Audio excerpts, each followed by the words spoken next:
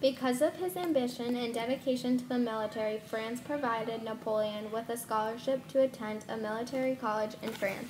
It was the year of 1777, and Napoleon was the young age of 8. After great success in this school, he moved to a new French military academy to advance his studies in military tactics and strategies. He graduated at the age of 16 and moved on fighting as second lieutenant in the army. Napoleon ordered France into Metz to raise an army to fight the other countries of Europe.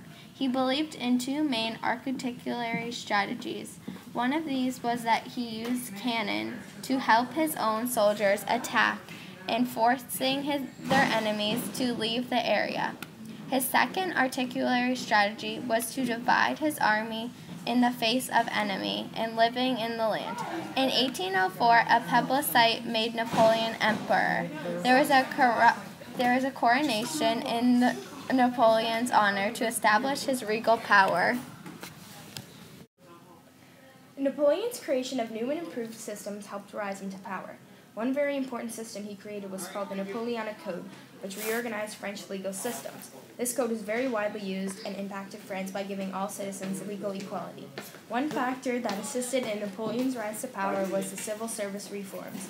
He reformed the civil service to give citizens confidence in the government. He did things such as firing corrupt officials and taxing everyone fairly. His enforcement of equality got him trust from the people, which ultimately helped him rise to power.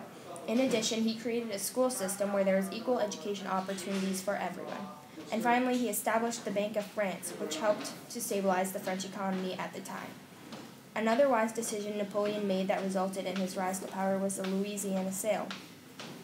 He sold the Louisiana territory to the United States for $15 million and directly put all the profits to help finance the military for France. This leads us into one final point about Napoleon's rise to power, and that is because he won battle after battle. He was even considered a genius in battle. His military victories included those such as the Battle of Austerlitz in 1805. His clever tactics and intelligent strategies led him to be a consistent victor in the face of battle. Napoleon planned to launch an invasion of England, but his plans were ruined when England's navy fleet destroyed France in the Battle of Trafalgar. Spain was upset that Napoleon had put his brother as the King of Spain. Spain and France fought a little war that cost Napoleon 300,000 soldiers, which weakened his army. This reduced Napoleon's power in other parts of Europe because he had to shore up his forces in Spain.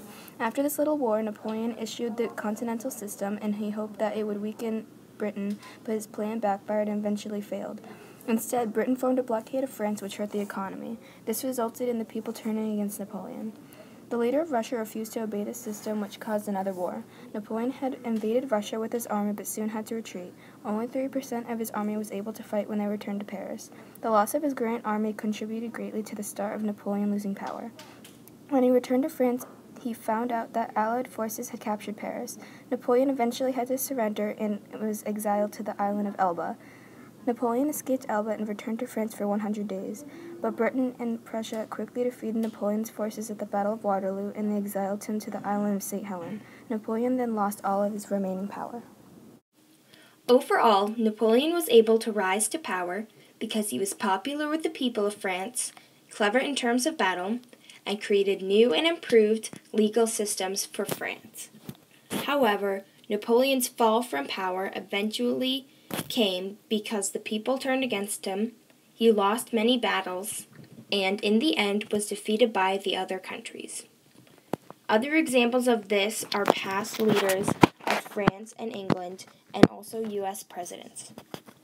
Leaders gain power by winning battles, and lose power by losing battles.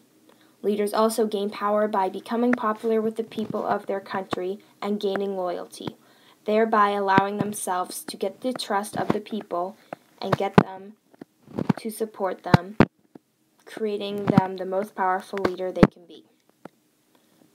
Leaders lose power if other allied forces defeat their armies, making their country weaker and making them seem like a weaker leader.